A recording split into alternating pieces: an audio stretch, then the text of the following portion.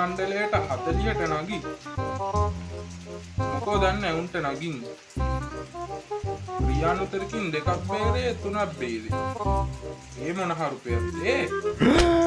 රියානුතරකින් 2ක් බේරේ 3ක් බේරේ. මොන මගුලක්ද කියලා මට නම් තේරෙන්නේ.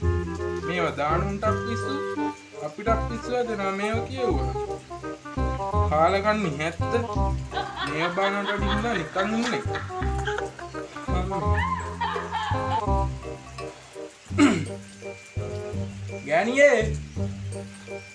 ගෑණියේ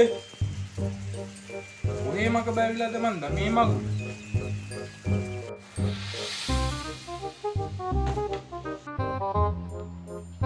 මෙහා මේ පට්ට දාවල් මේ ගිනිද මුන්ට සැප වැඩි. ඒකයි මේම වෙලා තියෙන්නේ.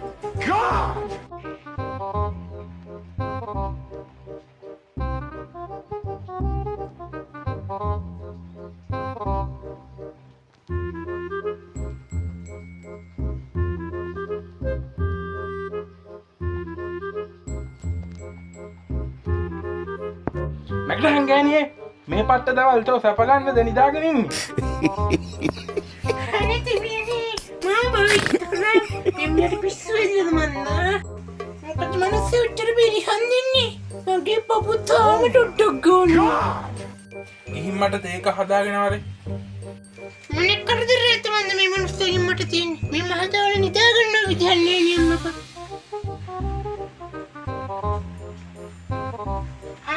තමසගේ තේක මම එන්නකොට ඔබ ඉඳන් මග බලා ලස්සන ඔය ගැස්සෙන ඔබේ මොන මල ජනවද්ද බං මේ හදලා තියෙන්නේ. කටේ තියන්න බෑනේ මේක. තමසට දැන් තමයි මේ අදරාව. හරි හාගෙදර හත් යෑනි හදලා පරිදි හොඳයි නේ තමසට. එන්නේ ඔගේ කඩ දැන් හොඳට මේ දැනගනි. අපි අසාවුස්ස ගන්න ලැහැත් වෙන්න එපා හොඳ. යහුවත් තෝ මරනවා පේන්නේ.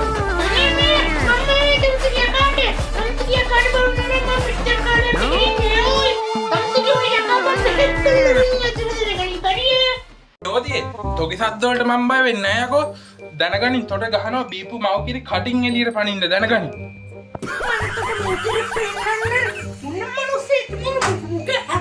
බුතු අම්මා මෙන්න මේක ඇරිවා පරනවා.